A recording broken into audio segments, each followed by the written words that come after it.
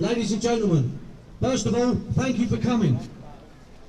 On our Facebook page, which is the biggest in Britain, with over 4,500,000 people on it, we've had a lot of people saying good luck, but I can't make it. Well, you have taken your time today to be here. And that's because you care. We care about all those young English girls that were abused, molested, tortured and gang raped by paedophile gangs in this town. And the people who are responsible are still going about business as usual. Well, I can tell you now, that is going to change. You cannot sweep something like this under the carpet in our country without us stepping in and doing something about it.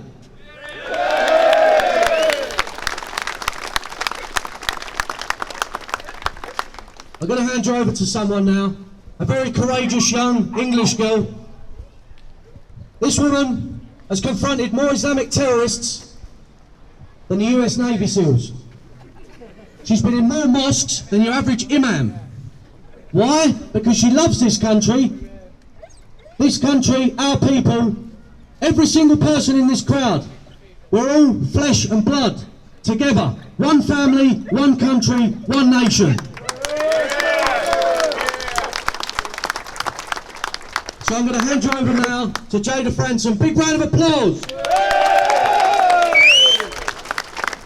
Thank you. I'd just like to start off by saying thank you to all of you. It's overwhelming. The response that we've had is great. It really is, so thank you. And we're all here because we recognise the problems in our country. And moreover, the problem that's affected 1,400 children in this country. Now, when we see statistics in the media, when we see the figure 1,400, sometimes it's difficult to quantify, it's inconceivable, 1,400 children. Well, let's just put that in context. The average student number in a secondary school, the average UK secondary school has between 501 and 1,000 students. This is 1,400 children that we know of, that have come forward. How many haven't? How many are living with this? How many are harbouring these atrocities? And they will do for the rest of their lives. So 1,400 children, you could fill a secondary school with a number of children that had their lives ruined, their childhood ruined. Now, the facts of these cases are really uncomfortable, really uncomfortable. Words such as rape, sexual abuse, molesting, grooming, they're uncomfortable. We don't want to hear them, we don't want to say them, we don't want to read them. Now, unfortunately, these victims have to live with them. Now, we're all here because we don't want to turn a blind eye to this. We don't want to pretend that this hasn't happened. We don't want to shy away uncomfortably. These words need to be uttered. These children were raped. These children were sexually abused. These children were groomed. They had their lives ruined. And while we're on facts, let's stick with the facts. The facts of these cases are that these atrocities were carried out by Pakistani Muslims. Yes! These are the facts. The authorities shy away from these facts. The authorities turn their backs on these victims because of these facts, because they didn't want to be labelled racist, because they didn't want to disclose and to unveil the horrific acts that these Pakistani Muslims, they inflicted on the children of our great country. So we're here because we acknowledge these facts. The authorities knew about this for a long time. The first report commissioned by the Home Office was in 2002. And what did they do? There was no action taken. Since then, 16 years have passed. No action has been taken. The police, what action did they take? What action did social services take? 16 years, these children had their lives ruined. Shame! Shame! Shame! Outrageous. And so now, we are here to bring this to the authorities, because we're not going to shy away from the fact. These are the facts. They've been presented to the British public, and we're not going to pretend we didn't hear them. We're not going to pretend that these children haven't been raped, haven't been molested, haven't been tortured, haven't been sexually groomed and passed around. The only way to recover this great nation, which is ours, which our ancestors, which are our grandparents, that they fought for, the only way to recover this is with action. Silence and ignorance will get us nowhere. Action will recover and restore our great nation. So everyone here should be proud, as I am, to say that we are Britain first, we are the British resistance, and we are bringing the fight to you until we recover our country. God save the Queen!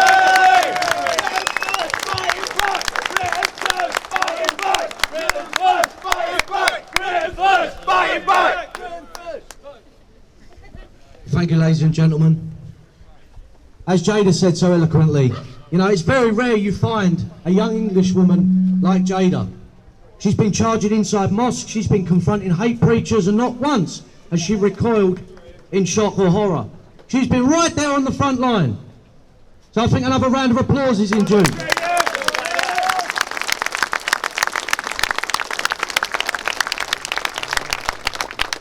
We've heard a lot.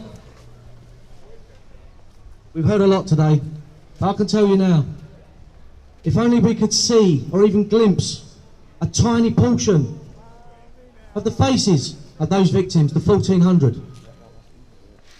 If only we could just get a glimpse of what they went through, it would be absolutely soul destroying. But it went all across this town. And that's not the fault of the people of Rotherham. It's not the fault of any community. I'll tell you who's to blame here. The Pakistani Muslim grooming gangs and the corrupt politicians, the lying journalists and the scumbag social services people who turned a blind eye and hushed this great scandal up.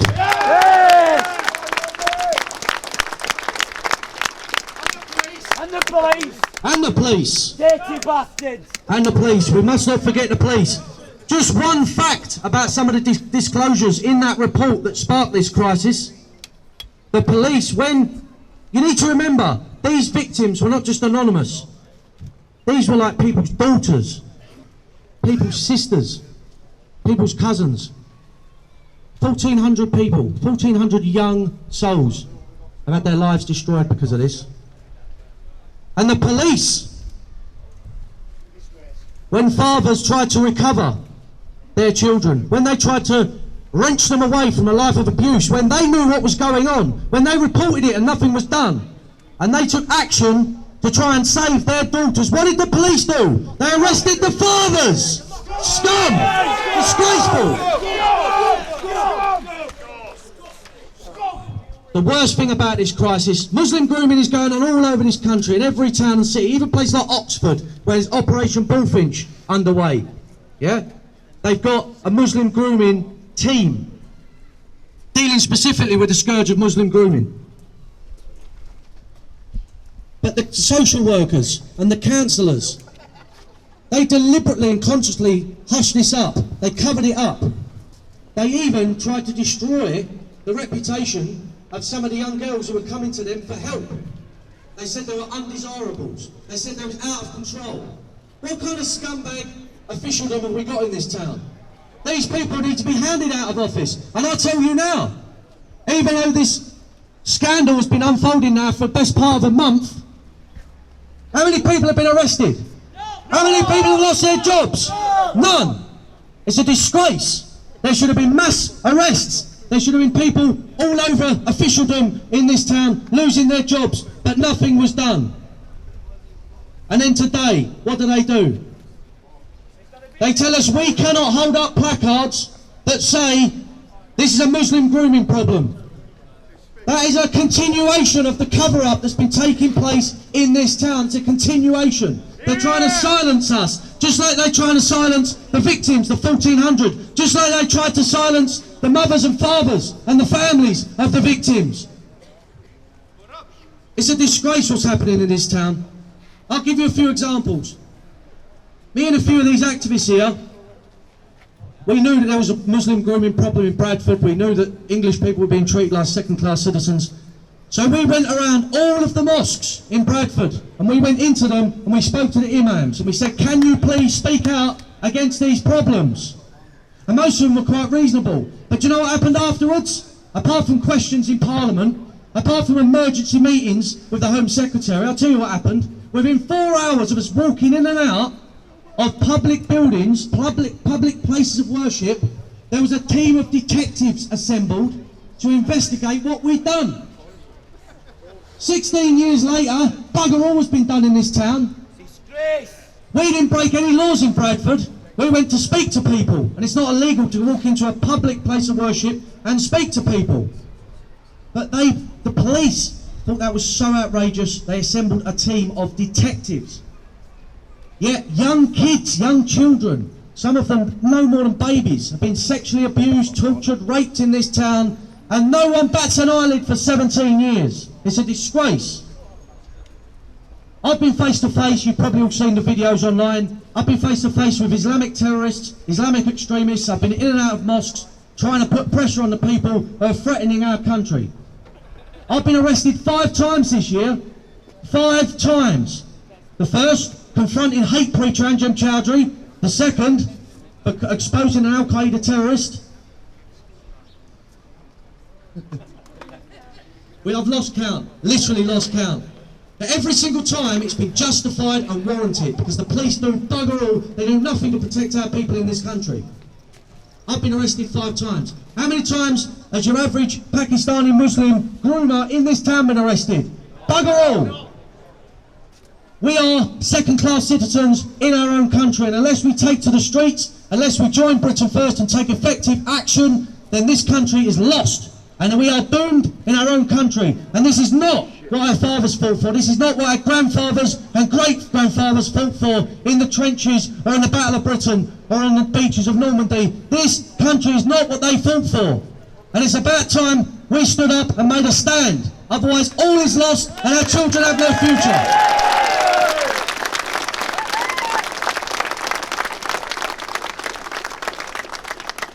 Well, I got a phone call earlier, a few hours ago, before this march took place, by the police liaison officer. And she said, well, first of all, you're not allowed to walk in the road. Well, I think we told them to get stuffed on that one.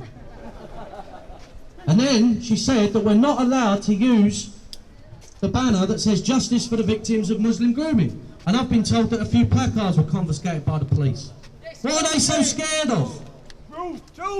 Exactly. But we will not be silenced in our own town, in our own country. Never will we be silenced. Regardless of what the police do, regardless of what the council do, we will not be silenced or shut up. We will do what we want, when we want, within the law.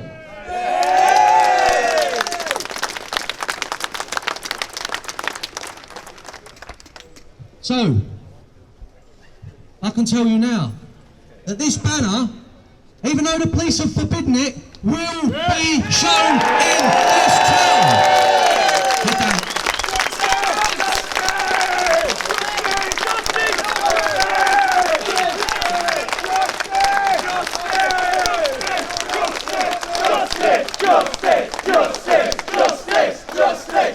I challenge the police to come over here and take it off us, because this is going to be shown in this town. Let's see what you've got. Let's see what you're made of. This is the truth. We want justice for the victims of Muslim grooming gangs in our own country. The police forbid this banner to be shown. Well, here it is. And what are you going to do? Are you going to treat us in the same way you treated all the parents of the victims of Muslim grooming? Are you going to arrest us? You're not going to shut up, as I tell you now. Britain first! Britain first! Britain first! Britain first! Britain first! Britain first! Britain first! Britain first! Britain first! Britain first! Britain first! Well, I can tell you now, this banner is not going away. We're not just going to flash it out for a couple of minutes. This is going at the front of our march around town now. And if the police want to stop us, good luck to them. I just want to give a round of applause, not for me or for Jada or for anyone else, but for the people who've made the effort to be here today, the patriots of this country who really care. Big round of applause.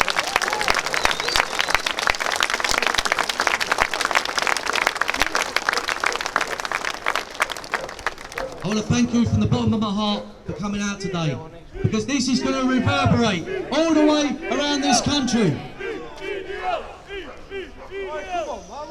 Have you got any fucking respect? We're all nationalists. What's wrong with that?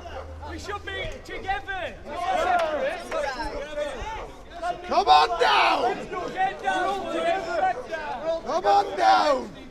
Listen, you're welcome to come down and join us, it's not a problem. But you don't have to stand up there and be hostile. Come down and join our ranks. By all means. Come on!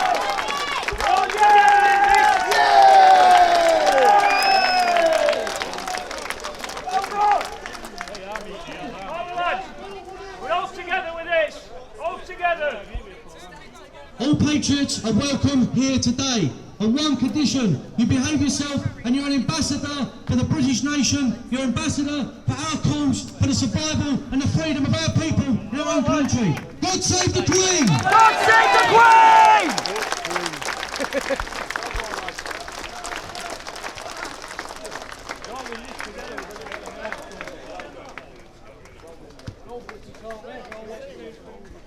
Welcome, lads.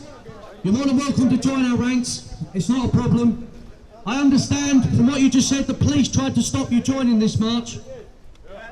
That wasn't our decision. We never said anything along those lines. You're more than welcome to stand shoulder to shoulder with us. Okay? So let's continue the rest of our procession and let's go.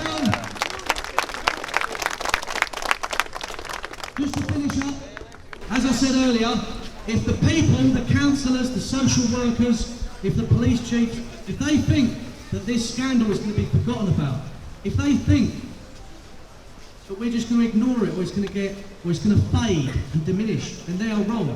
Because I can tell you now, and you've probably seen this through our videos, Britain First is superb at tracking people down and holding them to account. We do it with Islamic terrorists. We're not going to be fearful of Labour councillors or social workers, I can tell you now. If we find people in this town, whether they're social workers, councillors, policemen, who are responsible in any way, shape or form for what's happened in this town, we're going to issue an arrest warrant for them, because that's what the police should be doing. They're perverting the course of justice. That's a crime in this country. It's a crime, and they have not been arrested. It's corrupt. This whole system in this town is corrupt. Whether it's the Labour mafia, whether it's the social workers who are all left-wing and liberal, or whether it's the police. The whole country's corrupt against its own people. To account. We will issue arrest warrants for them, and we will turn up and we will cart them off to the nearest police station. And if that lands us in jail, we don't give a damn. Yeah. 5 times this year already, 5 bloody times I've been charged with harassment for supposedly harassing an Al-Qaeda terrorist living anonymously in Essex. Because I let his neighbours know where he was living, in their road. I was arrested and charged with harassment. That's how corrupt it is in this country. These people are scum, they're criminals, and they will be held to account. God bless.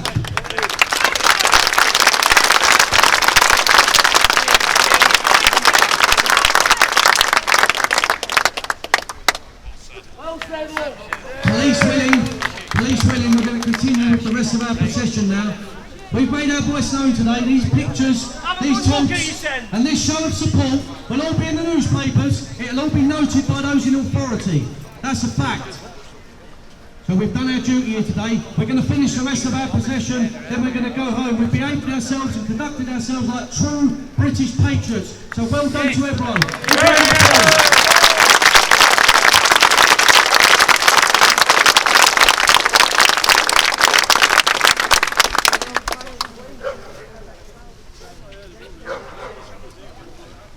Absolutely. This gentleman has just pointed out something. Let's have a round of applause.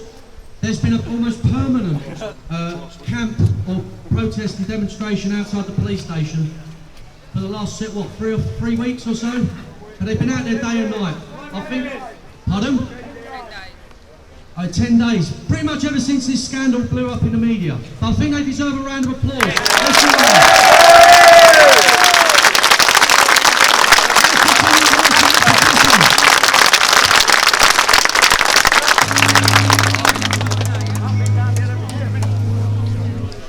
Every day I've been down here.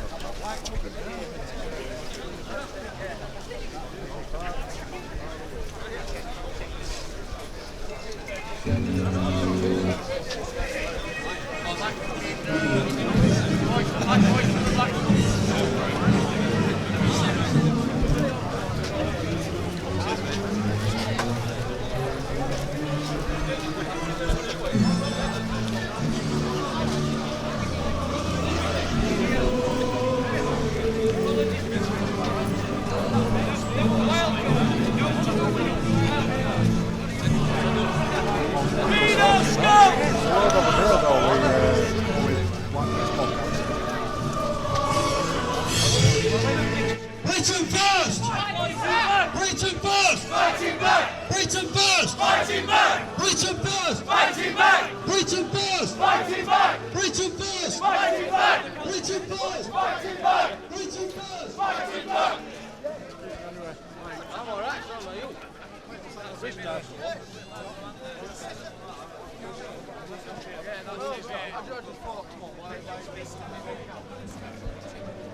You can't be fucking against each other, man. Not bad,